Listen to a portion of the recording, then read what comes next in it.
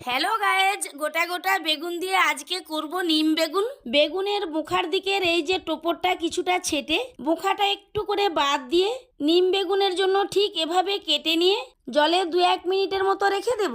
এরপর জল থেকে তুলে নিয়ে অল্প করে লবণ ও হলুদ মাখিয়ে 10 মিনিট রেখে দেব। এখন কালো সরিষা মিহি করে বেটে বাটা জলে তুলে নেব। গ্যাস আগুনে কড়াই চাপিয়ে সরিষার তেল দিয়ে বেগুন খুব ভালো করে ভেজে নেব। এরপর সরিষার তেলে 5 ফোড়ন, রাঁধুনি শুকনো লঙ্কা ফোড়ন দিয়ে আদা কুচিতে স্বাদ মতো লবণ দিয়ে ভেজে নিয়ে এতে সরিষা বাটা মেশানো জল ছেঁকে দিয়ে 5 মিনিট ফুটিয়ে ভাজা বেগুন দিয়ে আরো 2 মিনিট ফুটিয়ে নেব।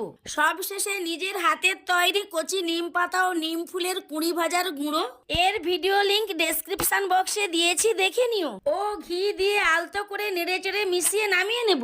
গায়েজ, গরম গরম ভাতে এটা হলেই এক থালা ভাত নিমেষেই ফিনিশ। তো কি বলবো গায়েজ, একেবারে দারুণ হয়েছে।